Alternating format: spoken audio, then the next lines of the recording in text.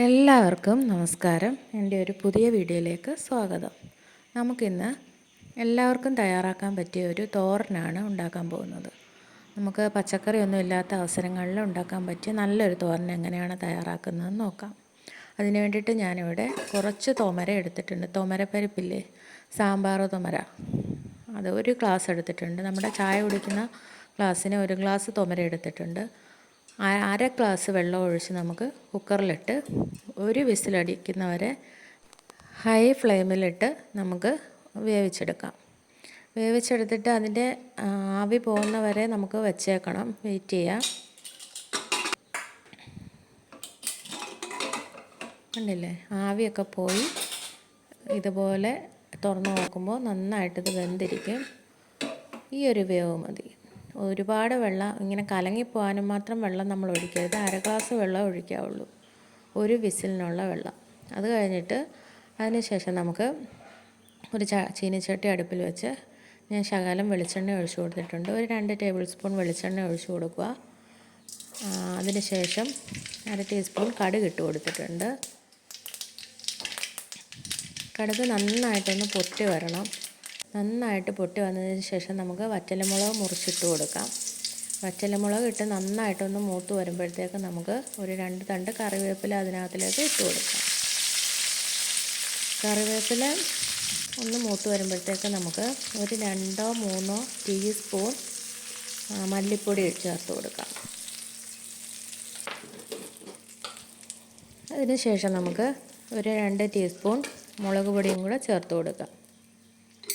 അര ടീസ്പൂൺ മഞ്ഞൾപ്പൊടി നമുക്ക് ചേർത്ത് കൊടുക്കാം. എന്നിട്ട് നന്നായിട്ട് ഇതൊന്ന് മൂപ്പിച്ചെടുക്കണം. അതിൻ്റെ പച്ചമണമൊക്കെ മാറുന്നവരെ നമുക്കൊന്ന് ഒരു മീഡിയം ഫ്ലെയിമിലിട്ട് നമുക്കൊന്ന് മൂപ്പിച്ചെടുക്കണം. ഒരുപാട് ഹൈ ഫ്ലെയിമിലിട്ട് മൂപ്പിക്കരുത്, കരിഞ്ഞു പോവും. അതിന് ശേഷം നമുക്ക് ഒരു 4 സവോള ഞാൻ എടുത്തിട്ടുണ്ട്. ഒരു 4 സവോള അരിഞ്ഞത് നമുക്ക് ഇതിലേക്ക് ചേർത്ത് കൊടുക്കാം. ഇത് വേവാൻ വേണ്ടിയിട്ട് വെള്ളമൊന്നും ചേർക്കേണ്ട ആവശ്യമില്ല. നമ്മൾ സവോള ഇട്ട് കൊടുത്തതിന് ശേഷം നമുക്ക് ഇത് നന്നായിട്ടൊന്ന് മിക്സ് ചെയ്ത് കൊടുക്കാം. നന്നായിട്ട് മിക്സ് ചെയ്ത് കൊടുത്ത് നമുക്കിതൊന്ന് മീഡിയം ഫ്ലെയിമിലിട്ട് അടച്ച് വെച്ച് ഒന്ന് വേവിച്ചെടുക്കാം. വെള്ളമൊന്നും ഒഴിക്കേണ്ട ആവശ്യമില്ല. സവോളയിൽ തന്നെ വെള്ളം ഉള്ളതുകൊണ്ട് ആ ആവിയിലും വെള്ളത്തിലിരുന്നങ്ങ് വെന്തോളും.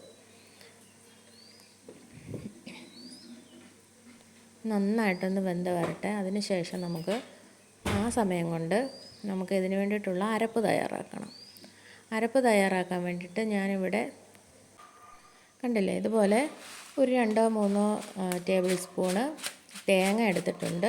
നമ്മുടെ ഉള്ളിക്കനുസരിച്ചുള്ള തേങ്ങ എടുക്കണം.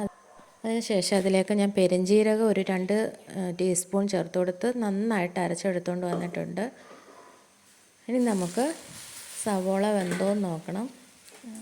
ഒരു 5 മിനിറ്റ് ആകുമ്പോഴത്തേക്ക് തന്നെ സവോള വേവും. 5-10 മിനിറ്റ് ആയിട്ടുണ്ട്. ഇവിടെ സവോള നന്നായിട്ട് വെന്ത് വന്നിട്ടുണ്ട്. നമുക്ക് നന്നായിട്ട് ഒന്നുകൂടെ ഒന്ന് മിക്സ് ചെയ്ത് കൊടുക്കണം. മിക്സ് ചെയ്ത് കൊടുത്തതിന് ശേഷം നമുക്കിതിലേക്ക് വേവിച്ച് വെച്ചിരിക്കുന്ന നമ്മുടെ സാമ്പാർ തുമര ചേർത്ത് കൊടുക്കാം. ഞാൻ ഇവിടെ ചേർത്ത് കൊടുക്കുന്നുണ്ട്. അതിന് ശേഷം നമുക്ക് അരച്ച് വെച്ചിരിക്കുന്ന നമുക്ക് അരപ്പൂടെ ഇതിലേക്ക് ചേർത്ത് കൊടുക്കാം. ഉണ്ടല്ലേ, ഇതെല്ലാം കൂടെ നന്നായിട്ട് നമുക്കൊന്ന് മിക്സ് ചെയ്ത് കൊടുക്കണം.